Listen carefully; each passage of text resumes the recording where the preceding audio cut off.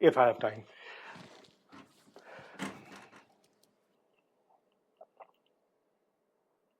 Are we recording? Okay, great. So today's topic is unitary and semi-definite matrices. We'll look at two classes of matrices, a unitary matrices first, and then semi-definite matrices. And so first we begin with unitary matrices. So a unitary matrix is a square matrix, and we'll call its size n by n. So n is the number of rows, which is equal to the number of columns. And so we represent the unitary matrix in terms of its columns. U1, U2 until Un are the columns of the unitary matrix. The columns of U are orthonormal. What it means is the columns are mutually orthogonal to one another, and they're also unit vectors. They're normalized. So each of these is a unit vector. U1, U2, each of these column vectors is a unit vector, and they are mutually orthogonal to one another. Okay? The columns are orthogonal to each other, and they are unit or normal vectors.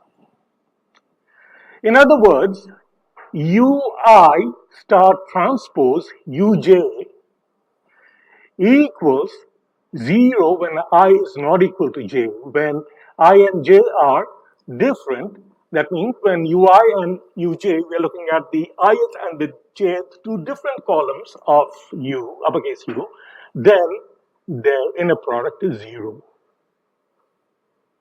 On the other hand, when we are looking at I equals j, then Ui star transpose Ui is the length of the vector Ui, which is 1, because they're all unit vectors. Or shorthand notation, Ui star transpose Uj equals delta Ij, the Kronecker delta function. So U is a unitary or orthonormal matrix. Some texts would refer to it as an orthonormal matrix or even orthogonal matrix. Here's an example of a unitary matrix. This is U. U1, U2, and U3 are the columns. U1 transpose U2 equals 0. U2 transpose U2 equals this cosine square theta plus sine square theta, which is always equal to 1. U2 transpose U3 equals 0. Okay, and you can check the rest. This is a unitary matrix. If you check all the combinations of the columns, you'll see that it's a unitary matrix. Now, remember, when we multiply two matrices, this is as an example in this picture here, we have a 4 by 5 matrix and a 5 by 3 matrix. The inner dimensions are 5 and 5. They must match. And the product acquires the outer dimensions. 4 and 3. Yeah, 4 by 3. Okay? Now, what we do is we take a row from the first matrix and a column from the second matrix and multiply them together element by element and sum it all up. That gives you the entry Ij of the product. I've color-coded this. For instance, this row is red, right? And this is sky blue. So this red and this sky blue, if you take the element-wise products and then add them, you get this red and sky blue here. This red and this purple here, second column gives you this. Red and this is cyan, I believe. No, this is magenta. Red and magenta give you this. Second row here, multiplied with sky blue, purple, and magenta gives you these three things. Okay, so to get the ijth entry, the entry in this product matrix, in the ith row and jth column, we take row I here and column j here, and then multiply them together. Remember this, okay? We'll be using this. I know you know it, but I'll be using this in a lot of arguments here. Okay, now let's look at the inverse of a unitary matrix. The inverse of a unitary matrix is its complex conjugate transpose. UI inverse equals U star transpose. Proof. We know that UI star transpose Uj equals delta Ij. Now let's look at U in terms of its columns. So the columns of U are this U1 until UN. So U star transpose, I take the transposes of each of these column vectors and to make them row vectors, and then I take the conjugate of that. So U1 star transpose, U2 star transpose until UN star transpose. Now, I've told you repeatedly that normal matrices and block matrices, all the block matrices, you can just treat them as usual matrices. Non-block matrices, you can treat the individual elements of the block matrix as a scalar and then carry out the operations, except that the dimensions, you need to make sure that the dimensions match. One thing here you should notice, when you're doing the transpose, you have to take the transpose of each block, every element of the block matrix. For scalars, the transpose is itself, so we don't have to worry about the transpose when we are looking at normal, any usual matrices, not a block matrix. But when we do a block matrix, you're transposing a block matrix, you have to transpose each individual element and then do the transpose operation. Okay, so this is the transpose of U star transpose. Now, let's do the multiplication. So I get this. U1 star transpose U1, U1 star transpose U2, until U1 star transpose UN, and at the end we have UN star transpose UN. Okay? Now from here, can you guess what the diagonal elements will be? U1 star transpose U1 will be delta 1, 1, which is 1. U2 star transpose U2 would be 1. So all these diagonal elements will be 1 because each UI is a unit vector. What about the non-diagonal elements? U1 star transpose U2, what will they be? Zeros, because they are mutually orthogonal, U1 and U2. Likewise, U1 and UN are mutually orthogonal vectors, so all the non-diagonal elements will be equal to 0. So this will be, in other words, the identity matrix here. So U star transpose U is the identity matrix. Whence U inverse is equal to U star transpose. The conjugate transpose of a unitary matrix is its inverse. Okay? Now, I just showed that this is equal to the identity matrix. What about U star transpose? I showed that U star transpose U is the unitary matrix, is the identity matrix. But what about U star transpose? Well, you can either directly prove this part, or you can simply argue that the inverse of a matrix is unique. and then argue that therefore U star transpose would also be equal to I.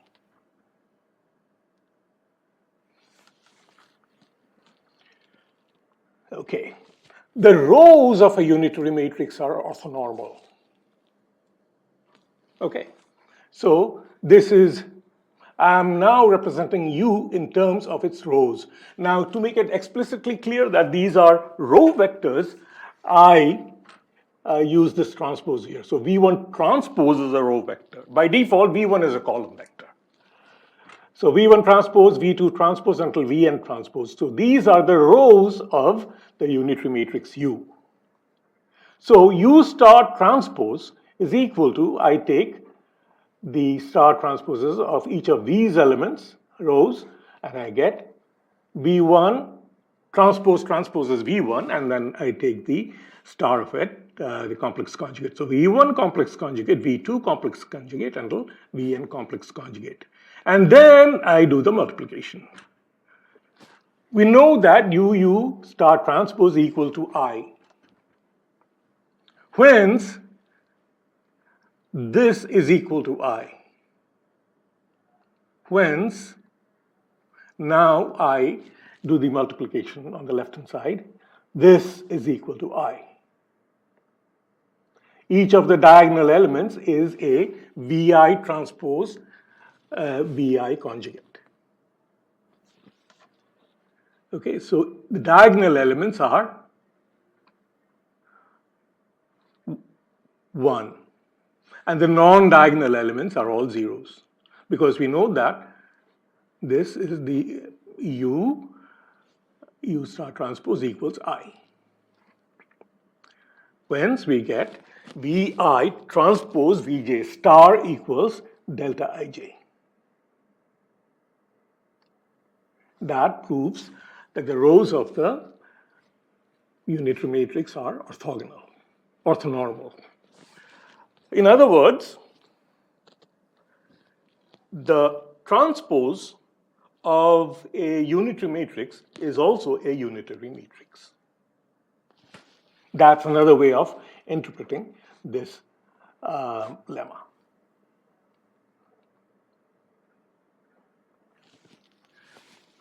Determinant of a unitary matrix is +1 or -1. Proof. We know that U inverse equals U star transpose. Therefore, determinant of U star transpose U equals the product of these two, U star transpose and U would be equal to the identity matrix, equals to the determinant of the identity matrix equals 1. That's our equation 1. Now, we know from the property of determinants that the determinant of U star transpose U equals the determinant of U star transpose times the determinant of U. Determinant of a product is the product of the determinants. Okay, which is equal to the determinant of, I have this transpose here, but the determinant of the transpose equal to the determinant of the matrix itself. So I can safely remove this transpose, and the determinant of the complex conjugate of a matrix is equal to the complex conjugate of the determinant of the matrix. So I can take this star outside. So that's determinant of U star times the determinant of U. And that's my 2. From 1 and 2, what do we get? Compare both sides. Determinant of U star times the determinant of U equals 1.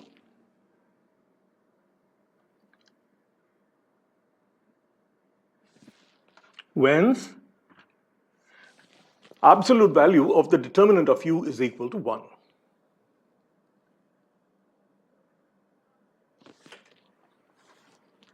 Okay? So if you have a real matrix, the determinant would be +1 or -1. Any questions so far? Okay. Norm preservation. Unitary matrices preserve the Euclidean norm. It actually could be any LP norm, it will still apply. This lemma would still hold. So the norm of Ux equals the norm of X, where X is a vector. Now, if you have a matrix, the norm of UA equals the norm of A. That's what I mean by unitary matrix preserving the norm. Okay. In other words, what does it mean? Pre-multiplying this vector x with u doesn't change its length. The length of x is preserved, okay, from this transformation, x to ux, and likewise for matrices. Proof. Now, specifically for the L2 norm, norm of ux squared equals ux complex conjugate transpose times ux, the inner product, which equals, now let me open this parenthesis here. I flip the operations because of the transpose. So x star transpose, u star transpose, ux. Now I'll apply parenthesis here. So that's x star transpose, u star transpose ux, which is equal to, we know that u star transpose is equal to u inverse. So x star transpose u inverse x, which is x star transpose ix, which is norm of x squared, because identity matrix you can remove. Whence the squares are equal. And since the norm is always positive, we can remove the squares and see that norm of ux equals norm of x. It follows that the norm of a unitary matrix is 1.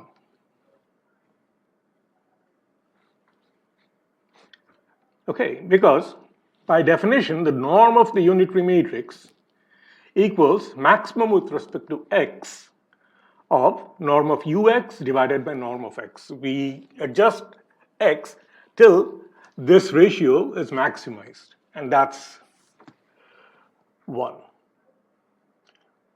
Okay, and since we showed that norm of ux equals norm of x, so this ratio is always 1, regardless of x. So we get a 1 here always. So the norm of the unitary matrix is 1. And I'll let you prove this on your own. Take this as a learning exercise. Spectrum of a unitary matrix. The eigenvalues of a unitary matrix lie upon a unit circle.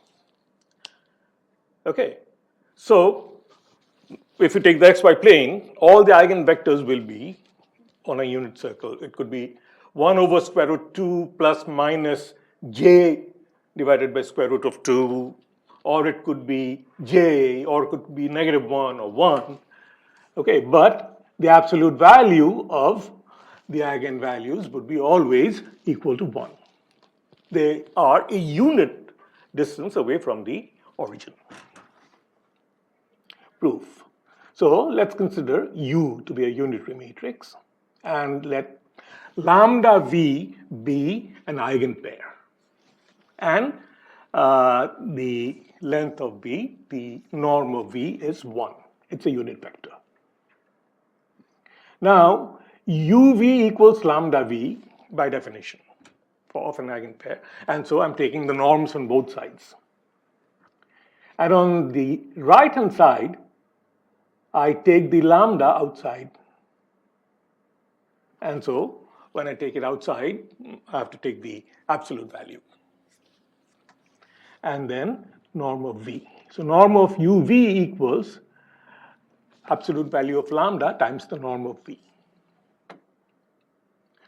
And since this is a unit vector, its norm is 1, and so that's equal to absolute value of lambda.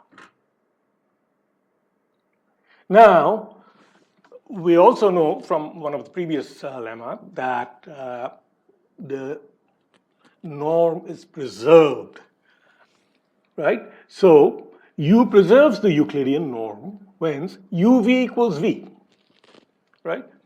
The norm of uv equals norm of v, and we know that the norm of v is 1, so this is 1. Now let's compare these two equations here. Norm of uv is on one hand equal to absolute value of lambda, and on the other hand it's equal to 1, which means that, absolute value of lambda equals 1. This. Whence we can conclude that the eigenvalues of a unitary matrix lie upon a unit circle. Orthogonal eigenvectors. Okay, so a unitary matrix has orthogonal eigenvectors. Now remember, another class of matrices we have seen which have orthogonal eigenvectors. Which class of matrices? Let's talk real matrices. Symmetric matrices, correct? Symmetric matrices have orthogonal eigenvectors.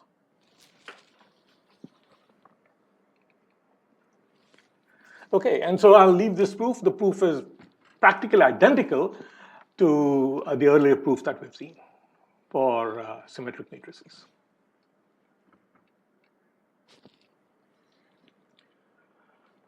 Group SO3. Now, this is something you don't have to know for the course, just for background knowledge. This is more specifically a non-abelian group. I know you guys probably don't know what a group is. Now, this matrix here, this is a unitary matrix. It's equal to rotation of this angle around the x-axis. So you take a point or a vector and then pre-multiply it with this Rx of phi. That's equivalent to, in 3 dimensions, rotation along the x-axis. So you're basically turning the x-axis by this much amount. Okay, the length won't change. Length of the vector won't change. In other words, the length or the Euclidean norm is preserved. Okay. And this is rotation around the y-axis, and this is rotation around the z-axis. Now, the determinants of each of these matrices is +1 because they're rotation operations in 3D. Suppose you had a flip operation that is a mirror image. Okay, if some rotation also involves, some transformation, involves a rotation plus a mirror image, then the determinant of that unitary matrix would be -1. Okay, but here it's only rotation, and therefore the determinants are 1. This is just for background knowledge. I know ECE guys don't normally deal with 3D. We are just n-dimensional guys. And it's a non-abelian group because the order of the operations matter. Rotation around the x-axis followed by a rotation around the y-axis is not the same as first rotating around the y-axis and then rotating around the x-axis. Okay, otherwise it would have been an abelian group, so it's a non-abelian group. Anyway, this is just background knowledge. Like I said, the unitary matrices whose determinants are 1. Okay. Any questions? So we finished unitary matrices. Let's look at definite or semi-definite matrices. Positive semi-definiteness. Q, consider this square matrix Q, and X transpose QX. Okay, X transpose QX if for any x this is greater than or equal to 0, then we say that Q is a positive semi-definite matrix. This is the matrix equivalent of the greater than or equal to 0 in scalars. Okay. For any x, this property has to hold. Now, what about Q transpose? Okay, it just so happens that whatever Q is, it need not be symmetric. A unitary matrix isn't symmetric. Okay, X transpose QX, this will not change if you replace Q with Q transpose. Okay. And so you can symmetrify, I'm using a non-technical, but just a slang word, replace Q with Q plus Q transpose divided by 2. Okay, this X transpose QX won't change if Q is replaced with Q transpose or with Q plus Q transpose divided by 2, which is a symmetric matrix. Okay, do you have any questions about this? No, about quadratic form to calculate a gradient.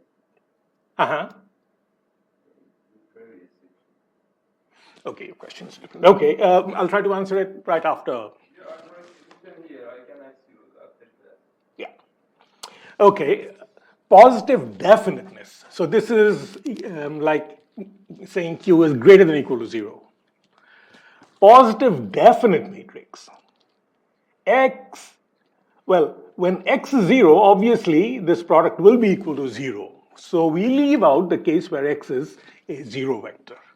So when X is not the 0 vector, then X transpose QX is greater than 0, always. Suppose this property holds. For any non-zero vector X, X transpose QX is always strictly greater than 0.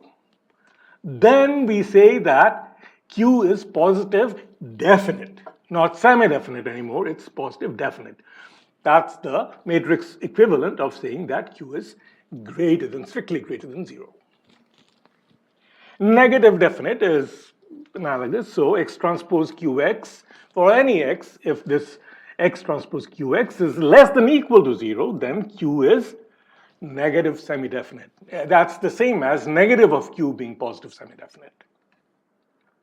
And negative definite is when take any non-null vector X, if X transpose QX is always less than 0, then Q is negative definite, which is the same thing as saying that negative Q is positive definite. Example. Well, let's look at this matrix Q. And we take some vector xy, and we assume that both x and y are not zeros simultaneously.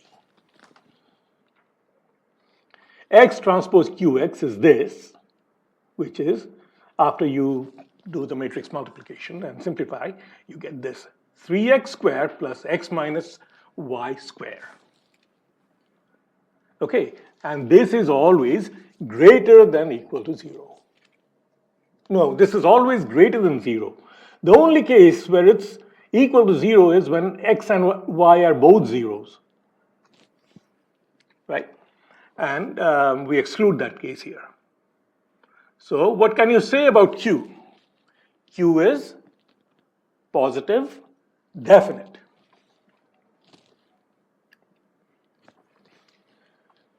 Spectra of positive semi-definite and positive definite matrices. What do you mean by spectra? The set of eigenvalues. Okay, eigenvalues of a positive semi-definite slash positive definite, the way you should read this is matrix are positive slash strictly positive. So if it's PSD, positive semi-definite, then this positive, if it's positive definite, then strictly positive. strictly greater than 0, and this positive could include 0. Okay, so if Q is positive semi-definite, then lambda is greater than or equal to 0, and if Q is definite, lambda is greater than 0. Let's prove this. We'll take any eigenpair lambda v, and v is normalized, it's a unit vector. Normal v is 1. By definition, qv equals lambda v. V transpose qv equals lambda v transpose v, right? We pre-multiply both sides with v transpose. Now what is v transpose v? The orthonormal of v. Actually, you could put the conjugate operation here, the complex conjugate, v star transpose, and this would still hold, which is equal to lambda, because this is a unit vector. Now, since q is greater than or equal to 0, what can you say about v transpose qv? V is not 0. It's a unit vector, it's not the 0 vector. So v transpose qv is always greater than 0, right? Or we assume that this is positive semi-definite, so it's always greater than or equal to 0. Now compare these two. V transpose qv is lambda, and v transpose qv is always greater than or equal to 0, which means that lambda is greater than or equal to 0. This holds for semi-definite matrices, and you can extend this proof to positive definite matrices. And then for negative semi-definite, obviously lambda will be less than or equal to 0, and for negative definite, lambda is less than 0.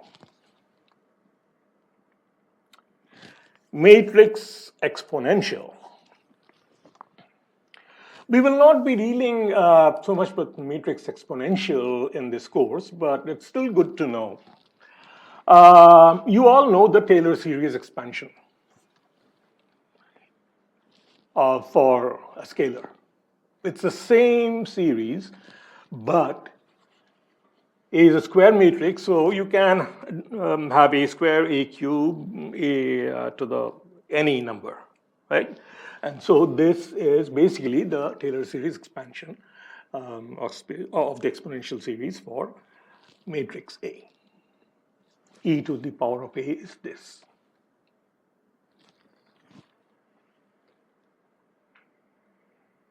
Okay? Properties of the matrix exponential. Remember, A has to be a square matrix. This is more applicable in control systems. Now, e to the power of a diagonal matrix is equal to, all you have to do is take the exponentiations of the diagonal elements.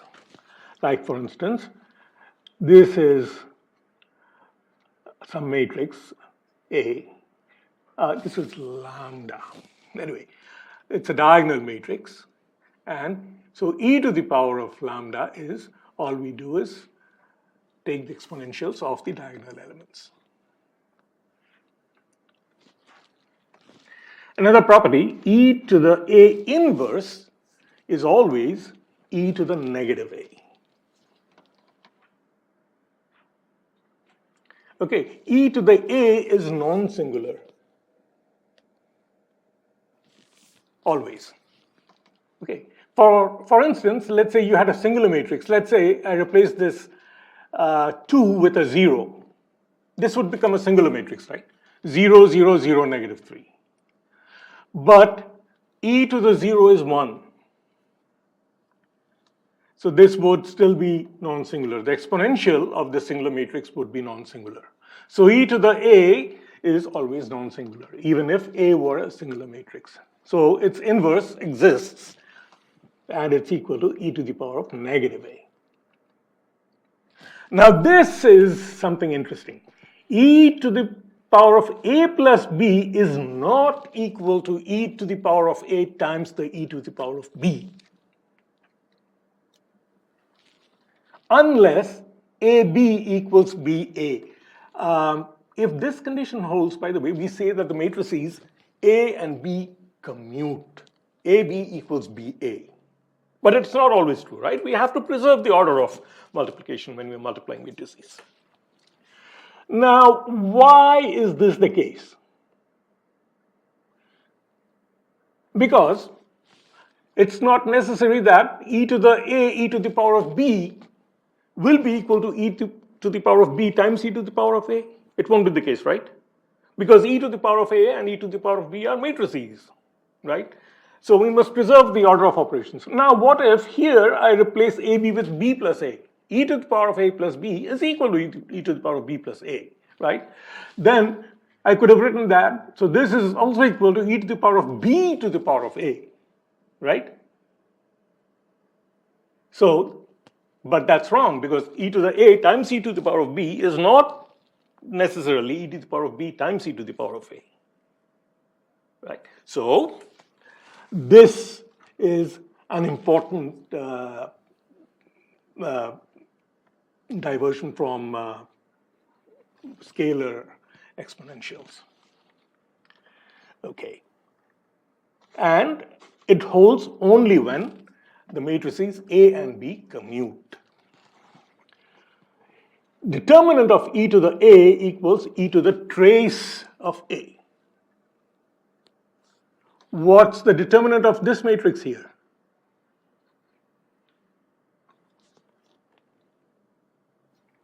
E to the power of, just add 2 and negative 3, that's minus 1, right? So it's e to the minus 1. Determinant of this lambda here is minus 1. Excuse me, determinant of e to the power of this lambda here is e to the power of minus 1. Excuse me. Okay. Now, determinant of e to the power of at plus tau, t and tau are scalars, is e to the at times e to the power of a tau. The derivative of e to the at is a times e to the at, which is equal to e to the at times a. So e to the at and a commute. Integral of 0 to t, time, it's usually time, of e to the a tau d tau equals this. A inverse e to the power of at minus I, which is equal to e to the at minus I times A inverse, but we're not sure if A inverse exists, right? So if A is non-singular, then this is the integral. Again, this is useful in control systems. Any questions so far? Yeah. Can you share this thing again? That at what condition this AB is equal to BA? Well, if AB equals BA, then the matrices A and B commute. C-O-M-M-U-T-E.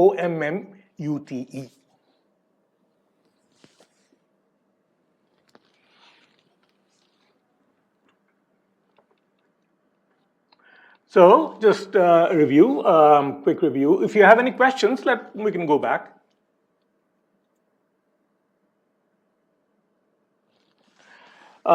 Anyway, just a quick review. So unitary matrix has orthonormal columns. Ui star transpose Uj is delta Ij, the Kronecker delta function. Conjugate transpose of a unitary matrix is its inverse. U star transpose equals U inverse. Rows of a unitary matrix are orthonormal. The columns are orthonormal, the rows are also orthonormal. So Vi star transpose Vj equals delta Ij. show decomposition. I skipped. Unitary matrices preserve the norm. We showed it for the Euclidean norm. Okay, so norm of ux equals norm of x. Norm of ua, where A is a matrix, is norm of A. Determinant of a real unitary matrix is plus minus 1.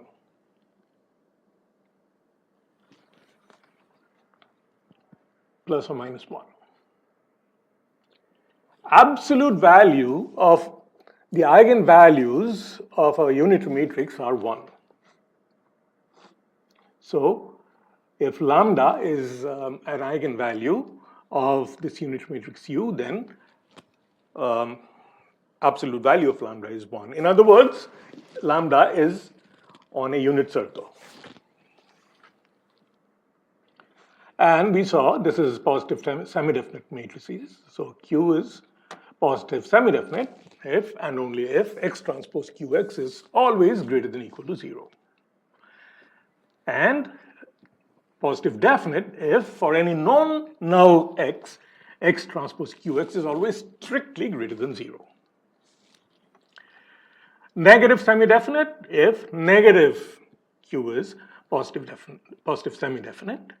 Negative definite if negative Q is positive definite. Now for the eigenvalues, for a positive definite matrix, the eigenvalues are all greater than or equal to 0. For a positive definite matrix, the lambda is strictly greater than 0, and likewise, the inverse holds for negative semi-definite and negative definite matrices. Oops, there should be a strictly less than. There's a small typo here. This is the matrix exponential. That's easy to remember.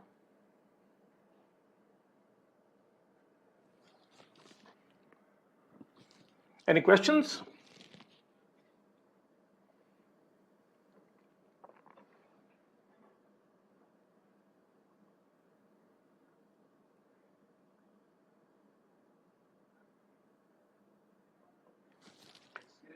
Yes?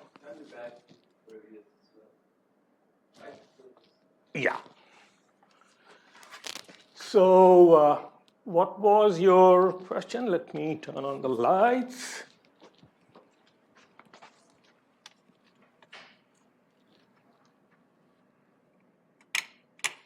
And how do I?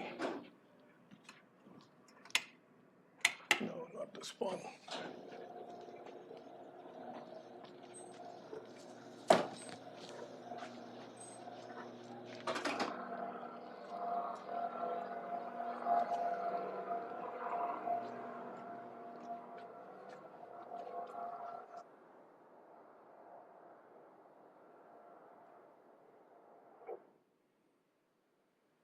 So, well, I guess we'll have to just use this. Is it, so your question was with, let's say we have Q. Okay, with X transpose QX. Okay, now in general, del of X transpose QX is equal to Q plus Q transpose X. But when Q is symmetric, then del with respect to X. If Q equals Q transpose, then derivative of X transpose QX equals Q transpose, so that's twice QX. This is what I said. However, this can be easily shown.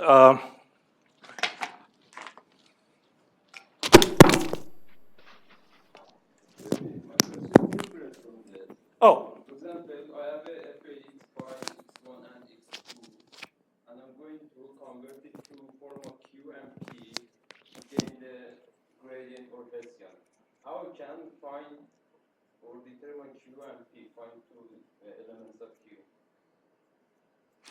Oh, but let me finish this one because this is an important point. Now, this is always equal to X transpose Q transpose X. Okay? Which is always equal to X transpose of Q plus Q transpose over 2X. So, and this is always a symmetric matrix. So if you have a quadratic form with some Q, you can always replace it with this symmetrified version. And that's in fact, if you look at this here, that's what you're getting. Okay, now your question was to do with block matrices. Okay. Eraser, yeah.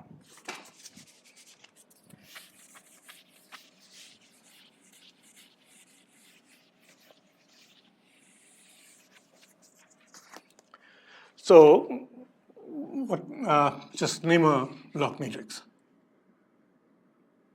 Tell me about block matrix. Q1. No, it's element, not block. Hmm? Element. I'm not sure you.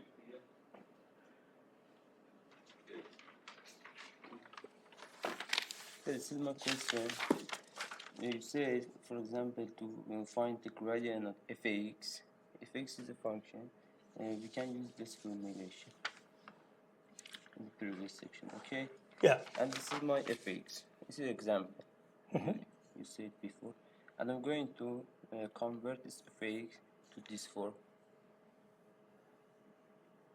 Okay.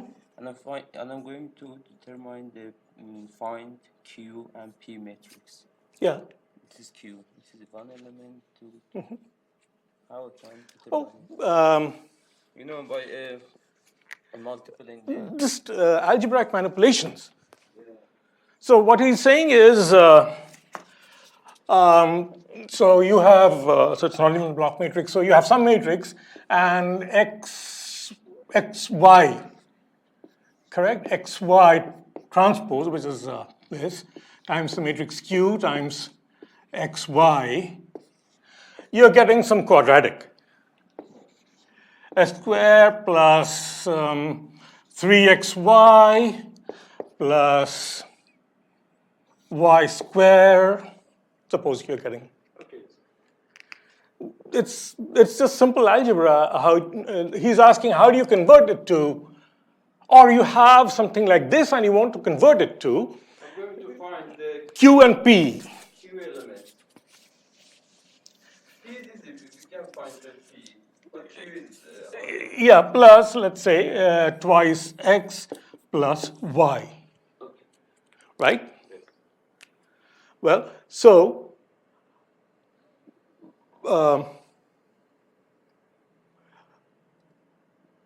this would be the linear element.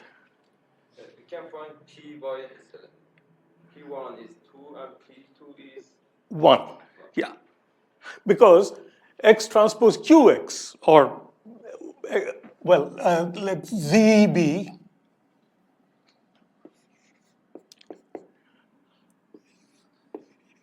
xy. Then z transpose qz, you can only have quadratic terms. No, find Q elements by this equation. Yeah, so this can only have quadratic elements. And this can only have No, to find plus p transpose x. Okay, p transpose z. All the elements of this would have x square in it, xy in it, or y square in it.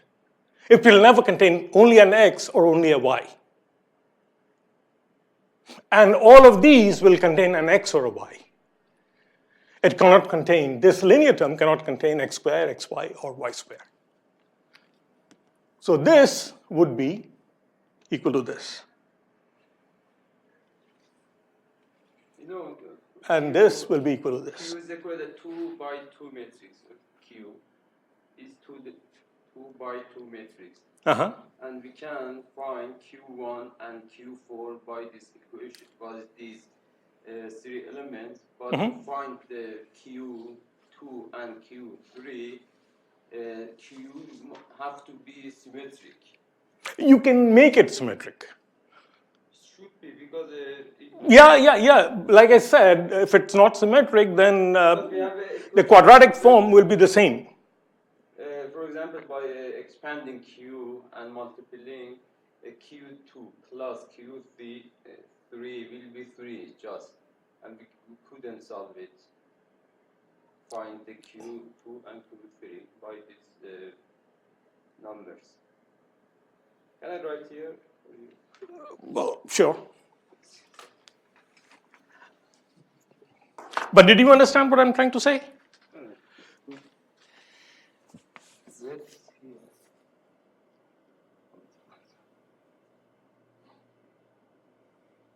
here. You can erase this and write it here. It's not visible.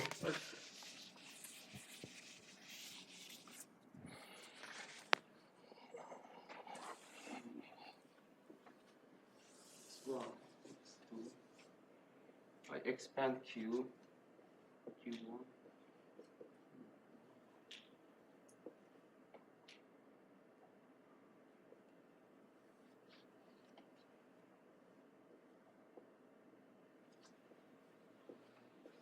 That one has to be a column vector.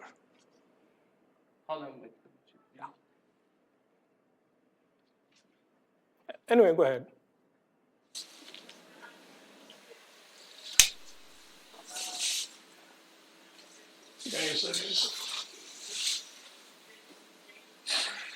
P. I don't need P. But this is the phrase. For example,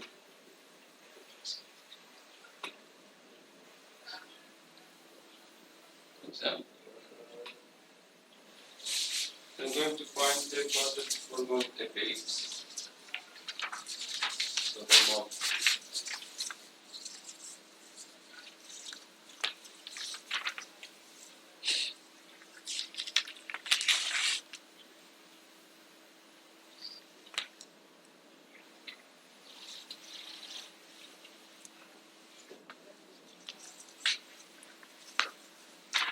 That's q1 x1 squared. Plus. Okay.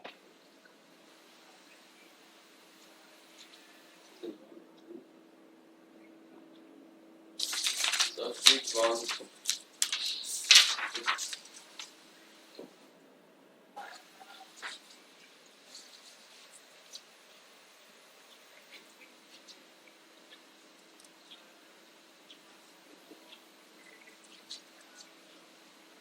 Well, I'll tell you what the product is.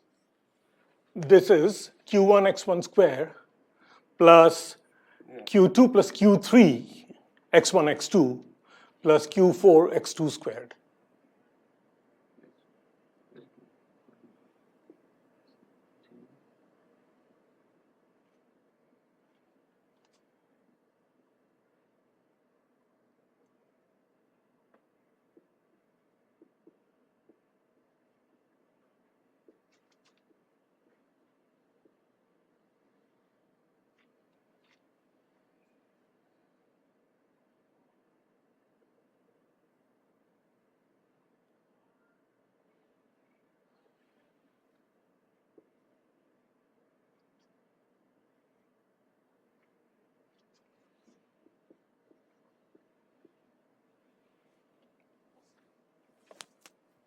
That's what I'm saying. This is equal to.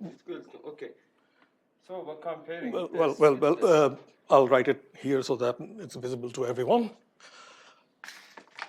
So this is. Sure, thank you.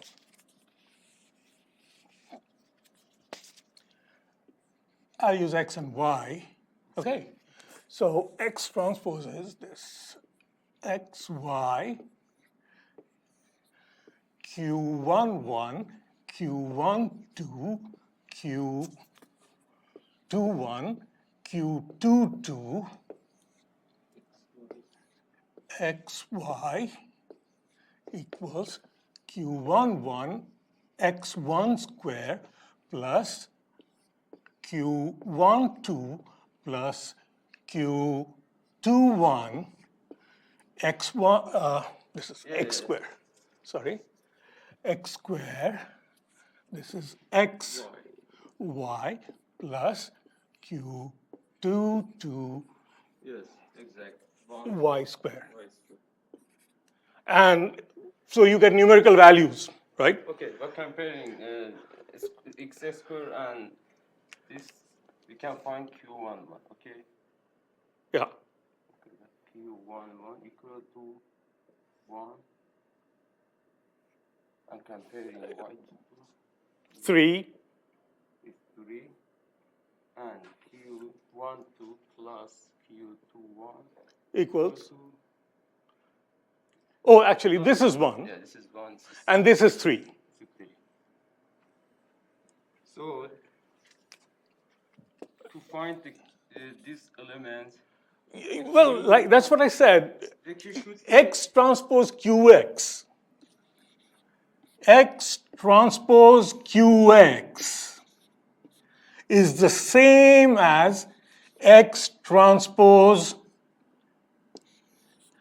Q plus Q transpose over 2X. So this Q, you can replace it with a symmetric equivalent, Q plus Q transpose over 2, in which case Q12 would be equal to Q21. Or you can make any other assumption. You can let this be 0, this be 3, this be 10, this be -7. But a good way to do it is make each of these equal to 1.5.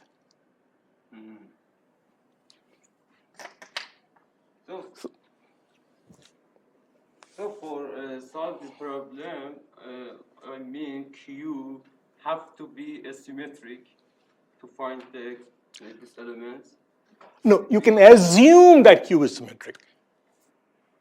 Oh, for example, It doesn't have to be symmetric. Okay, for example, it isn't symmetric. Sure. We cannot find this element. Well, unless it specifically says it's not symmetric, you can assume that it's symmetric. Because in the example you mentioned in the first session, you solve the example, and if we can bring the example. It's going to take a lot of time. It was similar to, and to gaining the two elements, we should consider Q is symmetric just. Yes. We cannot find it. Or for example, There are so many matrices, Q, infinite number of. For example, Q is not symmetric. I'm going to find Hessian or gradient matrix for a function like this. Okay, I'm going to convert to this form, and then The Hessian is always symmetric. the Hessian is always symmetric. Is symmetric. Okay. Right. It's no problem. But I'm going to convert this to this form, and gain. So there are infinite number of solutions. Find the gradient x by a form of P and Q, not directly So as a partial. derivative will be twice of Q, where Q is a symmetric matrix. Oh. Okay, by assuming Q is symmetric, we can find. Even if Q were not symmetric, Q plus Q transpose would be symmetric. And so the formula that I said was that gradient would be Q plus Q transpose X. That would be twice QX. Okay, I got it. For certain. Okay, thanks. Okay. Okie dokie, so we can turn it off. Okay, it's already off. So you got it, right?